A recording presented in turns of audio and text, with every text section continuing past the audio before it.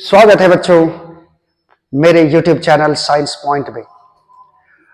आज मैं क्लास 12 के लिए इलेक्ट्रिक करंट का पार्ट 2 लेकर आया हूं बच्चों। ठीक है, इससे पहले हम लोगों ने इससे पहले लेक्चर में बहुत सारे पॉइंट्स देखे थे इलेक्ट्रिक करंट से रिलेटेड। उससे रिलेटेड जितने भी सारे ऑब्जेक्टिव्स थे जो बोर्ड के लिए बहुत ज्यादा इंपॉर्टेंट है वो थे, तो उसको हम लोगों ने देख लिया था। अब हम लोग करने वाले हैं इलेक्ट्रिक करंट का पार्ट 2 और मेनली इसमें हम लोग डिस्कशन करने वाले हैं किरचॉफ्स लॉ के बारे में। ठीक है, और कुछ खास तरह के इलेक्ट्रिकल इंस्ट्रूमेंट के बारे में जो आपके सिलेबस से रिलेटेड है। ठीक है, वो हम लोग करने वाले हैं। तो आइए मेरे साथ जुड़ जाइए और बोर्ड के लिए पूरी तरह से प्रिपेयर हो जाइए बच्चों। ठीक है, तो ध्यान से देखिए, अगर थियरी आपका क्लियर है तो डायरेक्ट आप ऑब्जेक्टिव पे भी जा सकते हैं स्किप करके टन टन टन टन टन टन करके। ठीक है, चलो आज हम लोग देखेंगे बच्चों किरचॉफ्स लॉ क्या है। Kirchhoff's law what is Kirchhoff's law. ठीक है, तो किरचॉफ्स का 2 लॉ है बच्चों करंट के लिए। सबसे पहला लॉ आज हम लोग डिस्कस करने वाले हैं किरचॉफ्स फर्स्ट लॉ, या इसी को बोलते हैं बच्चों किरचॉफ्स करंट लॉ, या फिर इसी को बच्चों कहा जाता है जंक्शन रूल। ये तीनों एक ही चीज है बच्चों। ठीक है, किरचॉफ्स फर्स्ट लॉ क्या कहता है, कोई भी अगर इलेक्ट्रिकल सर्किट है उसमें एक पार्टिकुलर पॉइंट है, मान लो ये पॉइंट है, और मान लो इस पॉइंट से बहुत सारा रेसिस्टेंस जुड़ा हुआ है। ठीक है, मैंने 4 रेसिस्टेंस मान लिए। सपोज करो इसमें जंक्शन की तरफ करंट जा रहा है I1, इसमें करंट आ रहा है I2, इसमें जंक्शन से बाहर करंट जा रहा है, जंक्शन से बाहर की तरफ करंट जा रहा है I3, और इसमें जंक्शन की तरफ करंट आ रहा है I4। ठीक है, तो किरचॉफ्स रूल कहता है कि करंट का जो एक पॉइंट पे आप सारे पार्टिकुलर करंट को जोड़िएगा तो नेट जो अलजेब्राइक सम मिलेगा वो 0 मिलेगा, यानी सिग्मा आई का वैल्यू बच्चों क्या मिलेगा आपको 0 मिलेगा। ठीक है, क्या कहा मैंने कि किसी भी एक पार्टिकुलर पॉइंट पे सारे करंट का जो अलजेब्राइक सम होता है, यानी जो करंट जंक्शन की ओर आ रहा है या जो करंट जंक्शन को छोड़ के बाहर जा रहा है, उस सारे करंट का सम निकालोगे आप बच्चों साइन के साथ तो आपको 0 मिलेगा। जैसे देखो, मैं मान लेता हूं कि जो करंट आ रहा है जंक्शन की ओर उसका साइन मैं पॉजिटिव मान लेता हूं, तो देखो कौन कौन सा आ रहा है, I1 आ रहा है, I2 आ रहा है, I3 नहीं आ रहा है, फिर I4 आ रहा है। तो जो करंट जंक्शन की तरफ आ रहा है उस करंट को आपको ऐड करना है I1 प्लस I2। ठीक है, और I3 देखो बच्चों, I3 का डायरेक्शन मैंने इधर दिखाया है, ये डायरेक्शन इधर है, इसमें करंट लीव कर रहा है, जंक्शन से बाहर जा रहा है। ठीक है, तो इस करंट के साइन को हम लोग नेगेटिव मानेंगे I3, और प्लस ये I4 जो जंक्शन की तरफ जा रहा है ये I4, ये सारे करंट को मैंने जोड़ दिया और क्या लिखना है यहाँ पे बराबर 0 लिखना है, यानी net algebraic sum of current reaching at the junction और लिविंग द जंक्शन इज 0। ठीक है, यानी कि हम लोग ऐसा लिख सकते हैं I1 plus I2 plus I4 को हम मैंने एक जगह लिख दिया और बराबर कर दिया मैंने, I3 को इधर ले गया तो माइनस से क्या हो गया प्लस हो गया। ये देखो बच्चों I1 I2 और I4 ये जंक्शन की ओर आ रहा है, I1 I2 और I4, और I3 जो है वो जंक्शन को यानी P जंक्शन को P पॉइंट को छोड़ के बाहर की तरफ जा रहा है। सॉरी, तो इसमें क्या होगा बच्चों, ये जो टोटल सम आया है आपको, ये I1 I2 I4 जो है ये इनकमिंग करंट है, इनकमिंग करंट आ रहा है, आए जा रहा है इनकमिंग करंट, और I3 क्या है बच्चों, ये जंक्शन को छोड़ के बाहर जा रहा है, इसलिए इसको बोलेंगे आउटगोइंग करंट, आउटगोइंग करंट। ठीक है, तो इनकमिंग करंट का वैल्यू जो होता है वो आउटगोइंग करंट के बराबर होता है, ऐसा कहता है किरचॉफ्स फर्स्ट रूल।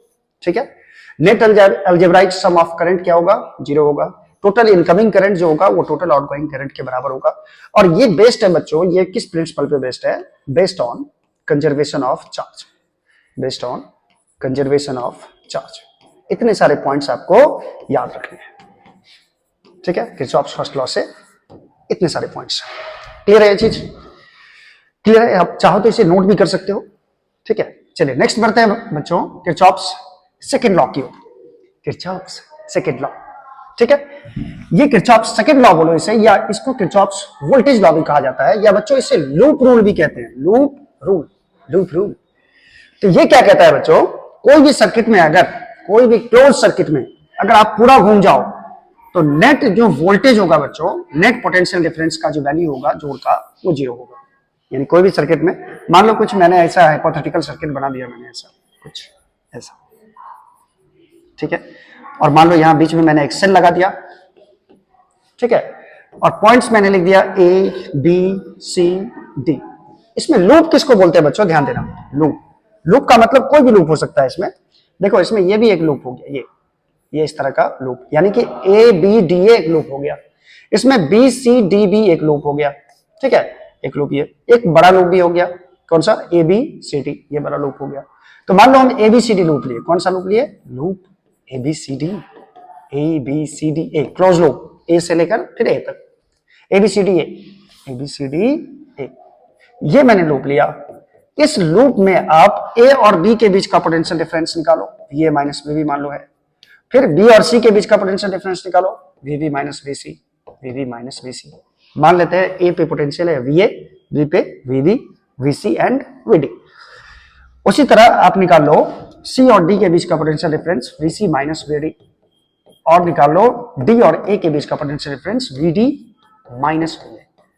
इस टोटल सम का वैल्यू क्या मिलेगा बच्चों, आपको 0 मिलेगा। ये कहता है किरचॉफ्स वोल्टेज लॉ, ये किसी भी सर्किट के लिए वैलिड है, ठीक है। इसी को मैंने लिख दिया sigma V is equal to 0 होता है, क्लियर है। और ये बेस्ड किस पे है बच्चों, ये based on conservation of energy पे, based on conservation of energy. आपको ऑब्जेक्टिव में पूछेगा कि ये किरचॉफ्स सेकंड लॉ या लूप रूल जो है, या किरचॉफ्स वोल्टेज लॉ जो है, ये किस पे बेस्ड है, कंजर्वेशन ऑफ एनर्जी पे। फर्स्ट लॉ किस पे बेस्ड था, कंजर्वेशन ऑफ चार्ज पे, ठीक है। ये क्लियर है, ये क्लियर है। चलो इसको देखते हैं। चलिए नेक्स्ट क्या है बच्चों, आगे देखते हैं। नेक्स्ट क्या है, नेक्स्ट है गैल्वेनोमीटर।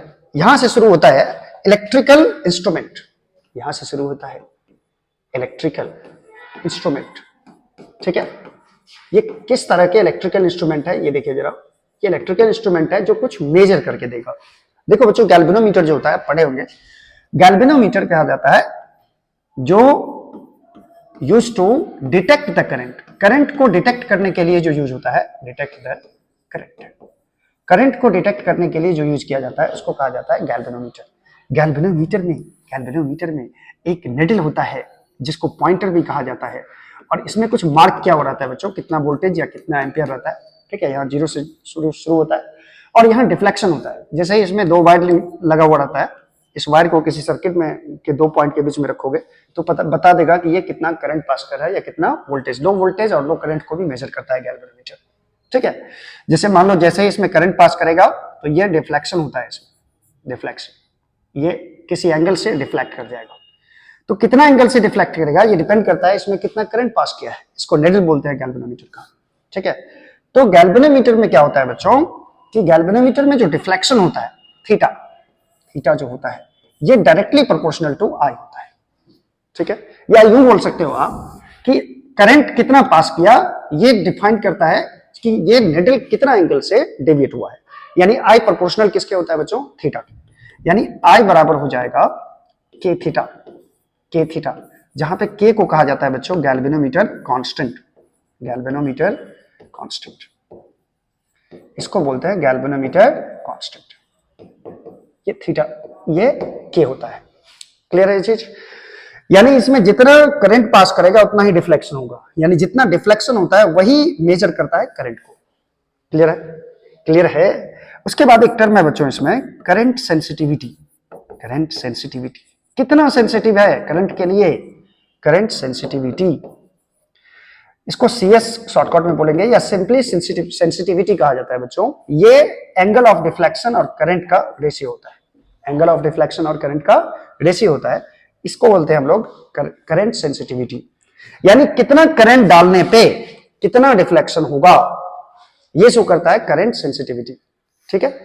तो जितना करंट ज्यादा जाएगा उतना इसका जो डिफ्लेक्शन होगा वो ज्यादा होगा, इसको बोलते हैं, ठीक है। नेक्स्ट टर्म है बच्चों figure of merit, figure of merit, FM वो FM नहीं, फिगर ऑफ मेरिट ये FM बोलते हैं बच्चों। ये करंट सेंसिटिविटी का उल्टा होता है, रिवर्स होता है, मतलब रेसिप्रोकल होता है करंट सेंसिटिविटी का।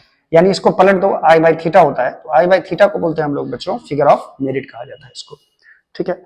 अच्छा, एक आइडियल गैल्वेनोमीटर के लिए क्या चाहिए, आइडियल गैल्वेनोमीटर, आइडियल गैल्वेनोमीटर का बच्चों रेसिस्टेंस क्या होना चाहिए, 0 होना चाहिए। क्या होना चाहिए, रेसिस्टेंस इसका 0, यानी मिनिमम होना चाहिए, 0 तो हो नहीं सकता है।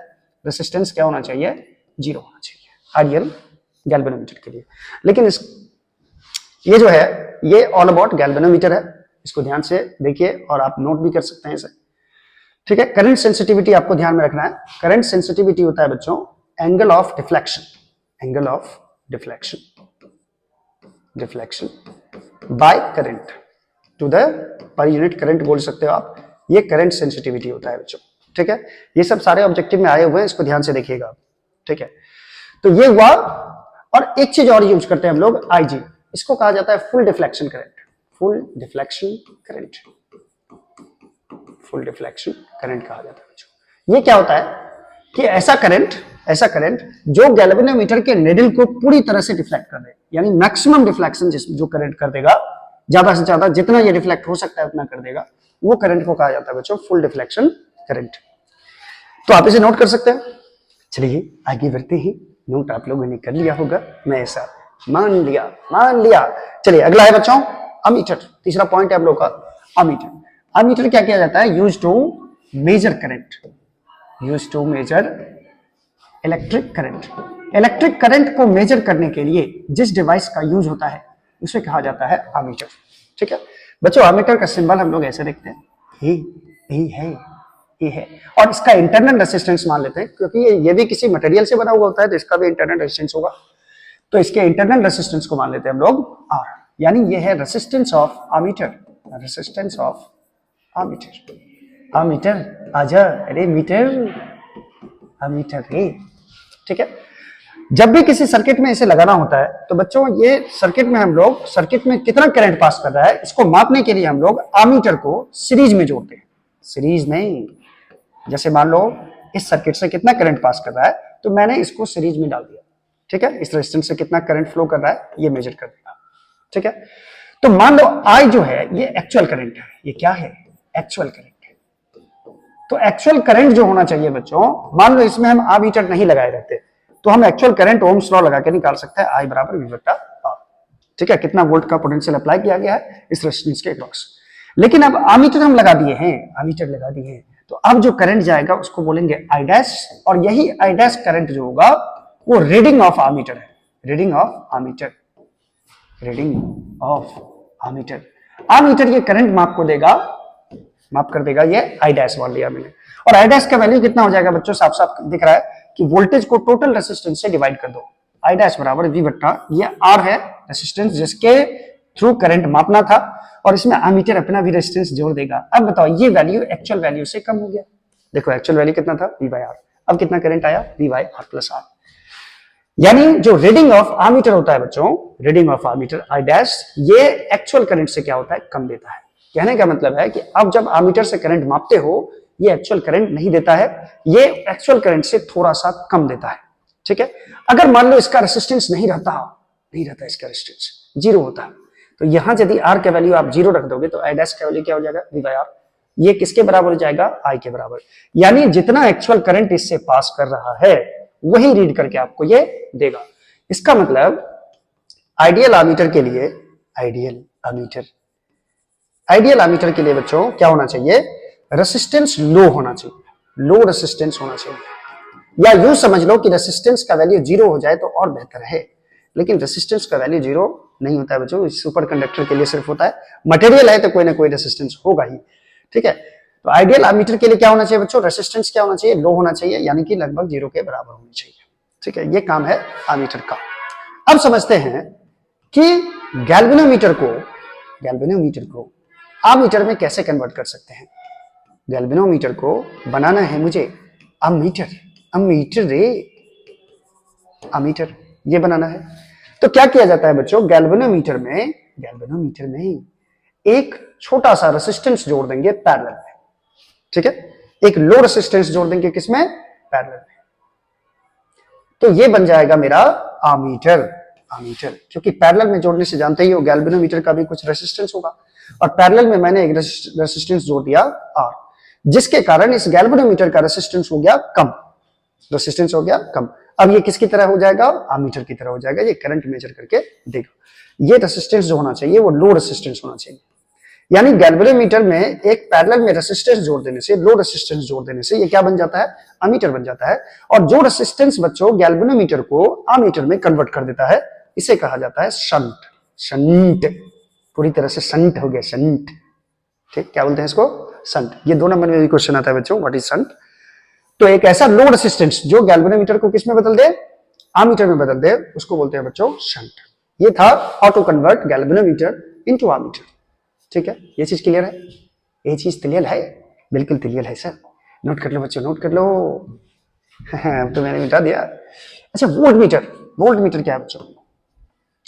तो वोल्ट मीटर होता है बच्चों, ये use to measure potential difference between 2 points.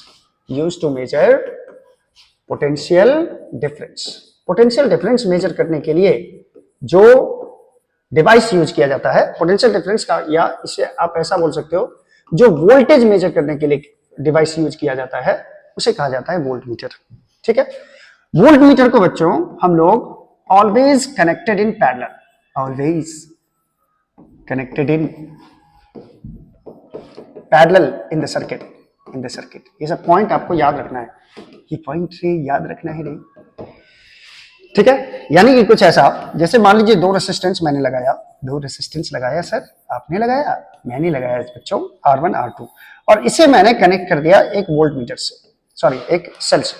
ठीक है, अब मुझे मान लो इस R2 के क्रॉस मुझे निकालना है वोल्टेज, तो मैं इस R2 के क्रॉस दोनों पॉइंट के बीच में एक वोल्ट मीटर लगा दूंगा। इसका सिंबल ये होता है बच्चों। इस वोल्ट मीटर का कुछ ना कुछ रेजिस्टेंस होगा, इसका भी रेजिस्टेंस होगा, वोल्ट मीटर का भी। तो ये क्या होता है बच्चों कि ये मेन सर्किट से, जैसे ये करंट मान लो आई भेजा, तो मेन सर्किट से ये करंट को, कुछ करंट वोल्ट मीटर में भी चला जाता है और कुछ करंट R2 में भी चला जाएगा। यहाँ पे आएगा जंक्शन पे, तो कुछ करंट वोल्ट मीटर में जाएगा और कुछ करंट इस रेजिस्टेंस में जाएगा। तो भाई वोल्ट मीटर में जो रीडिंग देगा, क्या ये एक्चुअल रीडिंग होगा? यदि हम ओम्स लॉ लगा करके हम लोग यहाँ पे निकाले, तो ये होना चाहिए बच्चों, मान लो आई करंट गया, तो सीरीज में क्या होता है, करंट सेम रहता है, तो इसके अक्रॉस जो वोल्टेज होना चाहिए वो होना चाहिए आई R2। तो क्या इसमें आई करंट गया, तो क्या इसमें भी आई गया? अगर वोल्ट मीटर आप कनेक्ट कर दिया तो कुछ करंट तो इसमें चला गया। यानी आपको जो वोल्ट मीटर रीडिंग करके देगा, रीडिंग करके देगा, ये पढ़ेगा कि कितना वोल्टेज होगा R2 के बीच। रीडिंग ऑफ वोल्ट मीटर जो होगा बच्चों, ये एक्चुअल वोल्टेज से कम होगा। मान लो V डैश है, V डैश है रीडिंग, और V को मैंने मान लिया, V को ये एक्चुअल वोल्टेज है R2 के across, actual voltage across R2। बात को समझना, ठीक है। R2 के अक्रॉस वोल्टेज मुझे मेजर करना है, इसके लिए मैंने क्या लगा दिया, वोल्ट मीटर लगा दिया। अगर ये वोल्ट मीटर नहीं रहता तो इसमें आई करंट जाता और वोल्टेज होता R2 के क्रॉस V बराबर आई R2। लेकिन मैंने वोल्ट मीटर लगा दिया तो कुछ करंट ये वोल्ट मीटर खा गया, ये खा गया कुछ करंट, ठीक है। अब इसका क्या करें, तो भाई जो करंट जाएगा, मान लो अभी जो वोल्टेज आपको मेजर करके मिलेगा वो मिलेगा, मान लो इसमें वोल्ट मीटर लगा देने से इसमें आई करंट नहीं गया, आई डैश गया, तो ये आएगा आई डैश R2। अब ये वोल्टेज जो होगा बच्चों V डैश, रीडिंग जाएगा वो एक्चुअल वोल्टेज से क्या आता है, कम आता है। ये एक्यूरेट रीडिंग नहीं देगा वोल्ट मीटर, जितना है उतना नहीं देगा, उससे थोड़ा बहुत कम देता है, ठीक है, ऑलमोस्ट सेम ही रहता है लगभग। सॉरी बच्चों।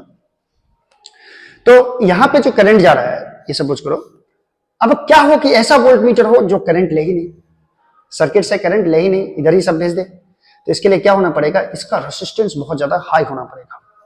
आर को क्या होना पड़ेगा, रेसिस्टेंस ऑफ वोल्ट मीटर जो होना चाहिए, वोल्ट मीटर, तो करंट नहीं लेने के लिए वोल्ट मीटर का रेजिस्टेंस क्या चाहिए, resistance of volt meter should be very high, very high, बहुत ज्यादा हाई होना चाहिए बच्चों इसका रेजिस्टेंस, तब ये कहला जाएगा, तब ये क्या कहलाएगा, बहुत ज्यादा हाई होगा तब ये कहला जाएगा आइडियल वोल्ट मीटर।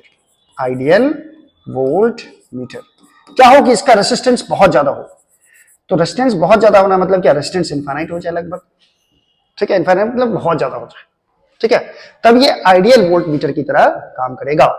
यानी ना आमीटर एक्चुअल रीडिंग सही देता है, ना वोल्ट मीटर थोड़ा बहुत कम देता है बच्चों, रीडिंग दोनों का कम होता है। अब सवाल है कि गैल्वेनोमीटर को बच्चों वोल्ट मीटर में बदलने के लिए, वोल्ट मीटर पे बदलने के लिए, तो वोल्ट मीटर अच्छा कौन होता है, अच्छा वोल्ट मीटर कौन होता है बच्चों, जिसका रेसिस्टेंस बहुत ज्यादा हो, ठीक है। तो अगर हम गैल्वेनोमीटर का रेसिस्टेंस बढ़ा दें तो बढ़ाने के लिए क्या करना पड़ेगा, गैल्वेनोमीटर से सीरीज में एक रेसिस्टेंस हम जोड़ दिए, बहुत हाई रेसिस्टेंस जोड़ दिए। कितना रेसिस्टेंस? हाई रेसिस्टेंस जोड़ दिए, जिसके कारण ये अब गैल्वेनोमीटर नहीं रहा, ये बन गया क्या? ये बन गया वोल्टमीटर। ये क्या बन गया? वोल्टमीटर बन गया। ठीक है, तो जो रेसिस्टेंस हाई रेसिस्टेंस सीरीज में जोड़कर गैल्वेनोमीटर में सीरीज में जोड़ देते हैं, जो हाई रेसिस्टेंस जो गैल्वेनोमीटर को वोल्टमीटर बना देता है, इस हाई रेसिस्टेंस को कहा जाता है बच्चों संट। संट रे, इससे पहले भी संट पढ़ा मैंने। यानी संट दोनों काम करता है। क्या करता है? संट। संट ये काम करता है, गैल्वेनोमीटर को आमीटर में कन्वर्ट कर देता है, या गैल्वेनोमीटर को वोल्टमीटर में भी कन्वर्ट कर देता है। ठीक है, चलो ये नोट कर लो बच्चों, ये बहुत इंपॉर्टेंट है। इसका एक एक पॉइंट जो है बच्चों, ये ऑब्जेक्टिव के लिए बहुत ज्यादा इंपॉर्टेंट है। एक एक पॉइंट्स को आप ध्यान से देखिए। ठीक है, ये ऑब्जेक्टिव हिट पॉइंट है। ठीक है, चलिए नेक्स्ट देखते हैं बच्चों, अगला क्या है? अगला क्या है? ओहो, Wheatstone bridge. Wheatstone bridge, wheat नहीं, व्हीट माने सर, व्हीट माने तो होता है पत्थर, सॉरी गेहूं। व्हीट माने क्या बोल रहे हैं सर? पत्थर? नहीं नहीं बच्चों, व्हीट माने तो होता है गेहूं, और स्टोन माने होता है पत्थर। गेहूं पत्थर ब्रिज, नहीं नहीं नहीं, जो ब्रिज गेहूं पत्थर का बना हो, बिल्कुल भी नहीं। ठीक है, ये क्या होता है बच्चों? Wheatstone bridge. ये एक साइंटिस्ट का नाम है, और ये एक ब्रिज तैयार किए थे 4 रेसिस्टेंस का। देखो कैसा था, एक रेसिस्टेंस ऐसे लगाओ, एक रेसिस्टेंस ऐसे लगाओ, और एक रेसिस्टेंस ऐसे लगाओ, और एक रेसिस्टेंस मैंने ऐसे लगा दिया। ठीक है, ए बी सी डी। ठीक है, और इसको मैंने कनेक्ट कर दिया ऐसे एक सेल से, इसको मैंने एक सेल से कनेक्ट कर दिया। ठीक है, की चाहो तो की भी लगा दो। ये मान लीजिए R1 है, ये मान लीजिए R2 है। ठीक है, हाँ मान सकते हो R1 R2, और ये मान लो R3 है, और ये मान लो R4 है। ठीक है, और बीच में मैंने लगा दिया एक गैल्वेनोमीटर जो करंट को डिटेक्ट करेगा। इस संरचना को बोलते हैं बच्चों Wheatstone bridge.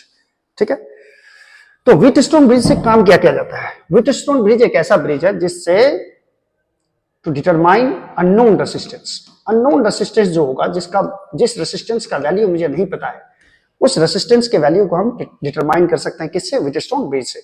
To determine unknown resistance. Unknown resistance, जिस रेसिस्टेंस का वैल्यू नहीं पता है, उसमें से हम लोग ये व्हीटस्टोन ब्रिज से हम लोग वो रेसिस्टेंस निकाल सकते हैं। सपोज करो मुझे R2 का वैल्यू नहीं पता है, बाकी क्या पता है? R1 R3 R4 का वैल्यू पता है, R2 का वैल्यू नहीं पता है। मैंने इस A और D के बीच में इसको कनेक्ट करके रख दिया। अब करना क्या है ये देखो जरा। सबसे पहली बात कि ये जो व्हीटस्टोन ब्रिज है, ठीक है, ये बैलेंस्ड कब कहलाएगा? बैलेंस्ड। बैलेंस्ड व्हीटस्टोन ब्रिज कब होता है? व्हीटस्टोन ब्रिज, देखो बैलेंस ब्रिज कब होता है बच्चों? जब जिस 2 पॉइंट के बीच में गैल्वेनोमीटर लगा है, उस दोनों पॉइंट से, इस गैल्वेनोमीटर से कोई करंट पास नहीं करे, कोई करंट पास नहीं करे। अगर इधर से करंट नहीं पास करेगा तो इसके लिए A का पोटेंशियल और C का पोटेंशियल सेम होना चाहिए, क्योंकि दोनों का पोटेंशियल सेम हो जाएगा तो पोटेंशियल डिफरेंस हो जाएगा 0। दो पॉइंट के बीच में अगर सेम पोटेंशियल हो तो कोई करंट पास नहीं करता है, क्योंकि करंट को पास होने के लिए पोटेंशियल डिफरेंस की बहुत ज्यादा जरूरत है। ठीक है, तो बैलेंस्ड व्हीटस्टोन ब्रिज कब बोलेंगे? जब A का पोटेंशियल और C का पोटेंशियल बच्चों सेम हो जाए। और जब आप ये करोगे, A और C को बराबर करोगे, तो बच्चों ये R1/R2 का जो रेशियो होता है वो R3/R4 के बराबर होता है। यानी इस दोनों का रेशियो इस दोनों के नीचे वाले के रेशियो के बराबर होगा, या फिर ये R1/R3 का मान हो जाएगा R2/R4 के बराबर। ये भी एक ही चीज हुआ। ठीक है, तो ऐसे कंडीशन को कहा जाता है बच्चों बैलेंस्ड व्हीटस्टोन ब्रिज। इसमें क्या होता है? रेसिस्टेंस का रेशियो जो होता है इक्वल होता है, इक्वल रेशियो ऑफ रेसिस्टेंस। जो मैं अभी लिख रहा हूं ये ऑब्जेक्टिव में भी है बच्चों, आगे इक्वल रेशियो ऑफ रेसिस्टेंस होता है। ठीक है, कब? जब ये व्हीटस्टोन ब्रिज बैलेंस्ड हो। ठीक है, बैलेंस कब होगा? जब गैल्वेनोमीटर से कोई करंट पास नहीं करेगा। तो ये कंडीशन है बच्चों बैलेंस व्हीटस्टोन ब्रिज का। अब यहां से आप R2 का वैल्यू आसानी से निकाल सकते हो। अगर ये आपको 3 वैल्यू पता है, R1 R3 R4 आपको पता है, तो हम लोग R2 का वैल्यू इजीली निकाल सकते हैं। चलिए, ये था व्हीटस्टोन ब्रिज। चलो नेक्स्ट देखते हैं बच्चों, ये किरचॉफ्स लॉ लगा करके हम इसको सॉल्व कर सकते हैं, ठीक है, ऐसा रिजल्ट ला सकते हैं बच्चों। तो अभी तो सब्जेक्टिव है नहीं, अभी ऑब्जेक्टिव पढ़ना है, इसलिए मैंने इतना चीज बता दिया आपको जो आपको ऑब्जेक्टिव बनाने में हेल्प करेगा, ठीक है। चलिए नेक्स्ट करते हैं। नेक्स्ट क्या है बच्चों? नेक्स्ट क्या ही नहीं, अच्छा लास्ट है बच्चों पोटेंशियोमीटर, इसके बाद ऑब्जेक्टिव हो जाएगा। पोटेंशियोमीटर एक ऐसा डिवाइस है जो बहुत चीज मापता है बच्चों। ये सेल का इंटरनल रेसिस्टेंस भी माप को दे देगा आपको, सेल का ईएमएफ माप के भी दे देगा, दो सेल के ईएमएफ को कंपेयर भी कर सकता है, और किसी भी मटेरियल का ये रेसिस्टेंस भी बता सकता है। ये पोटेंशियोमीटर बहुत काम की चीज है। इसमें होता क्या है सर? चलो, एक पोटेंशियोमीटर में बच्चों एक वायर होता है, एक वायर, बहुत बड़ा वायर, ये मान लो 1 मीटर का एक वायर है, ठीक है। और ये वायर किससे कनेक्ट होता है? ध्यान देना, ये वायर कनेक्ट होता है एक सेल से। पोटेंशियोमीटर का अपना सेल होता है बच्चों, ठीक है, ये अपना सेल है पोटेंशियोमीटर का। इसके ईएमएफ को मान लेते हैं ईपी, और सेल के इंटरनल रेसिस्टेंस को मान लेते हैं RP. P stands for potentiometer, यानी ये पोटेंशियोमीटर का अपना सेल है, और इसका भी कुछ ना कुछ रेसिस्टेंस होगा, इंटरनल रेसिस्टेंस। इंटरनल रेसिस्टेंस को मैं दिखा ही देता हूं आपको, देखो ये सेल का मान लो इंटरनल रेसिस्टेंस आरपी, क्या है? आरपी दिख रहा है आपको? अच्छा, इसके साथ लगा रहता है एक जॉकी, ये जॉकी क्या करेगा? और इसके साथ बच्चों लगा रहता है एक रियोस्टैट। रियोस्टैट एक रेसिस्टेंस होता है बच्चों जो वेरिएबल रेसिस्टेंस होता है, इसको आरएच बोल दिया मैंने, ठीक है, आरएच बोल दिया। आरएच क्या है यहाँ पे? रियोस्टैट, ठीक है। रियोस्टैट क्या होता है बच्चों? एक वेरिएबल रेसिस्टेंस होता है, वेरिएबल रेसिस्टेंस, ठीक है। जितना ही रेसिस्टेंस की मुझे जरूरत है, इस जॉकी को जाके फिक्स कर देंगे। जहां पे जैसे आप यहां फिक्स किए हुए, तो इधर वाले रेसिस्टेंस का कोई काम नहीं रह जाएगा, ये ओपन हो गया, ठीक है।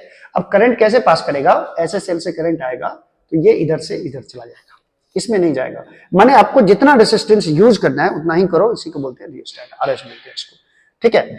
और सपोज करो कि ये इसका जो लेंथ है बच्चों, इसका लेंथ मान लो एल है, और इसमें क्या होता है कि इसका रेसिस्टेंस मान लेते हैं आर ए बी, इसका रेजिस्टेंस आर ए बी। ये पोटेंशियोमीटर वायर है, ए बी क्या है यहाँ पे? ए बी है पोटेंशियोमीटर वायर, ठीक है। मैं यहां लिख देता हूं, ए बी क्या है? पोटेंशियोमीटर वायर होता है,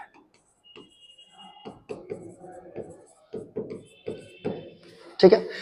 उसके बाद यहां पे आर ए बी क्या है बच्चों? आर ए बी ये है रेसिस्टेंस, ये है resistance of potentiometer wire, resistance of potentiometer wire, clear है। ईपी क्या है? सेल का ईएमएफ है ईपी, और आरपी क्या है? सेल का इंटरनल रेसिस्टेंस है। आरएस क्या है समझिए आप? रियोस्टैट है। सबसे पहले इसमें निकाला जाता है बच्चों, निकाला जाता है इसका पोटेंशियल ग्रेडियंट निकाला जाता है, पोटेंशियल ग्रेडियंट। अब ये क्या है? ये मैंने बताया हुआ है किसमें? दूसरे चैप्टर में, इलेक्ट्रोस्टैटिक पोटेंशियल एंड कैपेसिटर्स में। पोटेंशियल ग्रेडियंट होता है बच्चों potential per unit length, dV by dL बोल सकते हो, या आपको इसको डीवी बाई डीएक्स बोल सकते हो, ठीक है।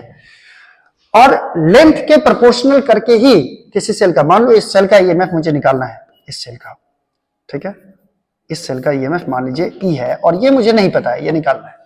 तो क्या करते हैं? सेल के दोनों सिरा को, एक को ए से जोड़ देंगे और एक को जोड़ते हैं बच्चों जॉकी से। एक जॉकी होता है जो पॉइंटर की तरह होता है, पॉइंटर यहां कनेक्टेड होता है पोटेंशियोमीटर वायर के पास, ऐसे, ठीक है।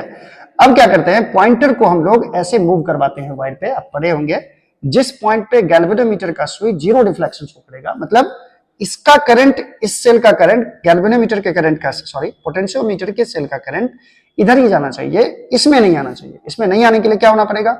इसका पोटेंशियल और इसका पोटेंशियल क्या होना पड़ेगा? सेम होना पड़ेगा, ताकि गैल्वेनोमीटर में करंट नहीं जाए। अब ये पॉइंट को इस पॉइंट को नोट किया जाता है कि ये पॉइंट कहां है। इसको पी पॉइंट को बोला जाता है बच्चों null deflection point. Null deflection point, null deflection point क्या है? जहां से गैल्वेनोमीटर में कोई डिफ्लेक्शन नहीं आए। अब क्या होगा कि देखो, ये जो करंट है, इस सेल का करंट इसमें नहीं जाना चाहिए, इसके लिए ये पोटेंशियल सेम होना चाहिए, और इस सेल का करंट भी इधर नहीं आना चाहिए, और इधर से भी नहीं आना चाहिए, ठीक है। अब क्या करते हैं हम लोग बच्चों कि ए और पी के बीच का जो पोटेंशियल होगा, ए और पी के बीच का पोटेंशियल, वही पोटेंशियल डिफरेंस होगा ये किसका? सेल का, जो कि इसके ईएमएफ के बराबर हो जाता है। और इसको हम लोग लेंथ से मेजर करते हैं, लेंथ से। ध्यान देना, पोटेंशियोमीटर में ये जो लेंथ होता है, ये दोनों, इस दोनों लेंथ के बीच में इस दोनों, ये जो लेंथ है एक, इसके लेंथ के दोनों एंड पॉइंट्स के बीच में जितना पोटेंशियल डिफरेंस होगा वही माप लिया जाता है, वो ईएमएफ के बराबर होता है। इससे हम लोग सेल का इंटरनल रेजिस्टेंस भी माप सकते हैं, किसी भी मटेरियल का रेजिस्टेंस भी माप सकते हैं, दो सेल के ईएमएफ को कंपेयर भी किया जा सकता है बच्चों। ठीक है, तो ये है पोटेंशियोमीटर। चलिए नेक्स्ट देखते हैं बच्चों, नेक्स्ट क्या है। नेक्स्ट आ गया आपका इंतजार की घड़ी हुई खत्म। अब आते हैं हम लोग ऑब्जेक्टिव पे। सबसे पहला ऑब्जेक्टिव क्या है बच्चों, देख लो, इतने सारे पॉइंट्स हम लोगों ने डील कर लिए। अब ऑब्जेक्टिव पे आते हैं। Kirchhoff's first law is based on, Kirchhoff's का पहला रूल जो है, जिसको बच्चों हम लोग बोलते हैं किरचॉफ्स करंट लॉ, या इसको जंक्शन रूल भी कहा जाता है बच्चों, जंक्शन रूल। ये किस पे बेस्ड था, आप ध्यान दीजिए। ये क्या था, net current reaching at the junction at a point और leaving at a point is equal to 0। ठीक है, algebraic sum of all the currents at a point is equal to 0 होता है। और ये बेस्ड है किस पे बच्चों, कंजर्वेशन ऑफ चार्ज पे, कंजर्वेशन ऑफ चार्ज। पहला लॉ कंजर्वेशन ऑफ चार्ज, दूसरा लॉ कंजर्वेशन ऑफ एनर्जी, ऐसे याद रखना आप। तो कंजर्वेशन ऑफ चार्ज कहां है ढूंढो, ये कंजर्वेशन ऑफ मास है, ये कंजर्वेशन ऑफ चार्ज है, ये साफ साफ दिख रहा है आपको। पॉइंट बी जो है ये कंजर्वेशन ऑफ चार्ज है बच्चों, इसका आंसर। चलिए नेक्स्ट देखिए बच्चों, Kirchhoff's second law is based on, Kirchhoff's का सेकंड लॉ किस पे बेस्ड है, कंजर्वेशन ऑफ एनर्जी पे है बच्चों। कंजर्वेशन ऑफ एनर्जी मुझे ऑप्शन नंबर सी में दिख रहा है। क्लियर है। चलिए नेक्स्ट है बच्चों, the algebraic sum of all currents meeting at a point in an electrical circuit is, किसी भी इलेक्ट्रिकल सर्किट में एक पॉइंट पे जितने भी करंट आते हैं या जाते हैं, इसका नेट सम क्या होता है बच्चों, 0 होता है। इसी को बोलते हैं किरचॉफ्स करंट रूल। तो 0 होता है, इनफाइनाइट तो होगा नहीं, पॉजिटिव भी नहीं, 0 0 ऑप्शन मुझे दिख रहा है सी। और ये देखो बच्चों, डी ऑप्शन जो है इसमें नेगेटिव है, ये नहीं होगा, यानी ऑप्शन हो जाएगा सी 0। चलिए 3 क्वेश्चन हम लोगों ने फटाफट हिट कर दिया है। चलो नेक्स्ट देखो बच्चों, Wheatstone bridge. Wheatstone bridge used in measuring, Wheatstone bridge किसको मेजर करने के लिए किया जाता है, एक है बच्चों हाई रेसिस्टेंस, रेसिस्टेंस तो मेजर करता है व्हिटस्टोन ब्रिज। चलो लो रेसिस्टेंस, और सी में ऑप्शन है both high and low resistance, और डी में ऑप्शन है पोटेंशियल डिफरेंस। तो पोटेंशियल डिफरेंस तो नहीं मापता है बच्चों, ये रेसिस्टेंस मापता है। और रेसिस्टेंस हाई हो चाहे लो हो, दोनों तरह के रेसिस्टेंस को माप सकता है कौन, व्हिटस्टोन ब्रिज। तो व्हिटस्टोन ब्रिज दोनों तरह के रेसिस्टेंस को मेजर कर सकता है। ठीक है, क्लियर है, क्लियर। 5 नंबर क्वेश्चन देख लो। The current at a junction in an electrical circuit, electric circuit is, current जो होता है बच्चों किसी भी इलेक्ट्रिक सर्किट में, तो उसके सर्किट में किसी एक जंक्शन पे जो करंट होगा वो क्या होगा, ऑप्शन में देखिए आप, equal to the total current leaving the junction. अच्छा, मैंने किरचॉफ्स करंट लॉ आपको बताया था कि अगर जितना करंट जंक्शन की तरफ आ रहा है उसका सम I1 प्लस I2, ये किसके बराबर होता है, जितना करंट यहां से लीव हो रहा है ये इसके बराबर होता है I3। तो नेट करंट क्या होगा बच्चों, I1 प्लस I2 और माइनस अगर I3 मैं कर दूं, माइनस I3, ये इक्वल टू क्या हो जाता है, 0 हो जाता है। ठीक है, तो अगला ये तो ऑप्शन होगा नहीं, बी ऑप्शन देखो बच्चों, equal to the total current entering the junction, जितना एंटर कर रहा है क्या उसी के सम के बराबर होता है, नहीं। सी ऑप्शन देखो, equal to the total current entering minus leaving the junction. ठीक है, और चौथा है the difference between entering and leaving currents, नहीं, ये जो होता है बच्चों equal to the total current entering minus total current leaving junction के बराबर होता है, यानी ऑप्शन नंबर सी हो जाएगा। चलिए 6 नंबर क्वेश्चन देखो बच्चों, 6 नंबर, Kirchhoff's current law applies to, Kirchhoff's current law जो होता है वो कहां अप्लाई किया जाता है, a junction point in a circuit.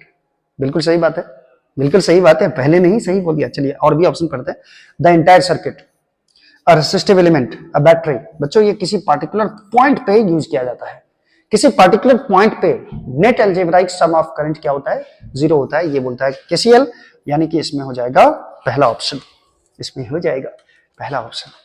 चलिए ये हम लोगों ने कर लिया, आइए आगे बढ़ते हैं। आगे कहां बढ़ते हैं सर आप, चलिए 7 नंबर क्वेश्चन देखो बच्चों।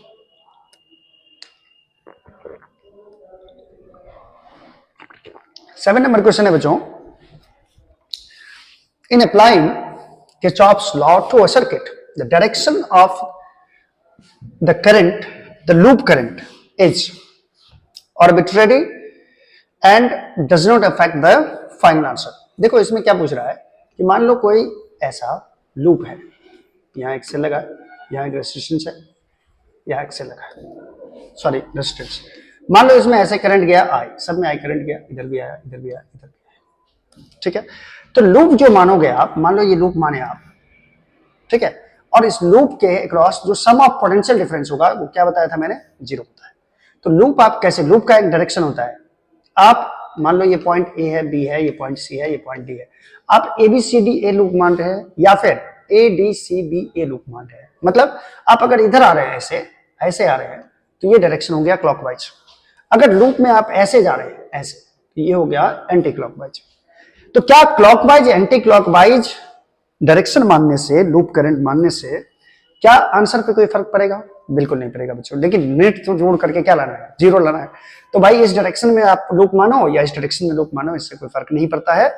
तो ए में ऑप्शन बोल रहा है कि arbitrary and does not affect the final answer. आप कुछ भी ले सकते हैं बट फाइनल आंसर अफेक्ट नहीं होगा।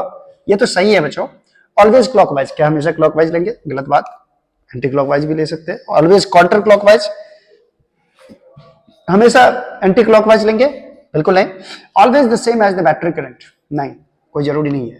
आप किधर से भी करंट का डायरेक्शन मान सकते हो, तब भी आपका आंसर कोई इफेक्ट नहीं पड़ेगा। इसका मतलब ऑप्शन ए करेक्ट है बच्चों। 8 नंबर क्वेश्चन क्या है बच्चों, देखो।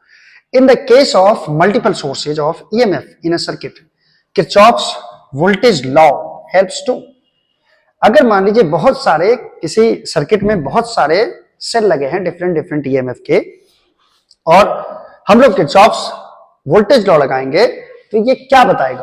किरचॉफ्स वोल्टेज लॉ क्या देगा? Determine the total power delivered, बिल्कुल नहीं, पावर नहीं बताता है। कैलकुलेट द टोटल करंट, बिल्कुल नहीं, टोटल करंट तो फर्स्ट लॉ बताएगा। Calculate the voltage drop across individual elements, बिल्कुल सही। हर एलिमेंट्स के बीच में कितना कितना पोटेंशियल डिफरेंस होगा, ये बता देगा ये लूप रूल। हर पॉइंट के बीच में कितना पोटेंशियल डिफरेंस होगा। उसके बाद है determine the equivalent resistance of the circuit. हाँ, ये भी हो सकता है, लेकिन सी ऑप्शन ज्यादा मोर करेक्ट है बच्चों। Calculate the voltage drop across individual elements. चलिए नेक्स्ट क्या है? नेक्स्ट है बच्चों, नेक्स्ट क्या है? नेक्स्ट 9 नंबर क्वेश्चन है बच्चों। An ammeter is used to measure. Ammeter से क्या मापते हैं? आप सभी को पता है कि आमीटर से करंट मापा जाता है। मापते हैं हम लोग आमीटर से, क्या मापते हैं बच्चों? करंट। करंट कहाँ है? करंट सी से करंट है, ठीक है। An ammeter is connected in, ammeter को हमेशा किसमें कनेक्ट किया जाता है? जल्दी याद करो।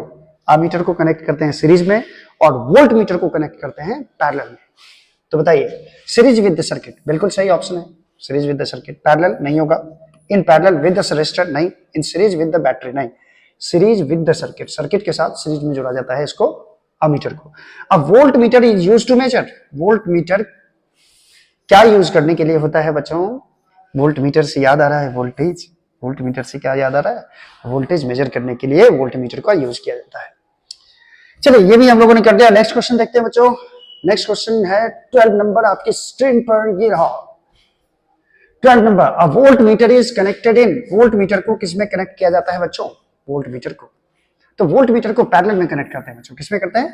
पैरेलल में। जिस दो पॉइंट के बीच में पोटेंशियल डिफरेंस को मेजर करना होता है, उसी दोनों पॉइंट के बीच में क्या लगा देते हैं? वोल्ट मीटर, ठीक है। तो यहां पे पैरेलल में यूज किया जाता है बच्चों।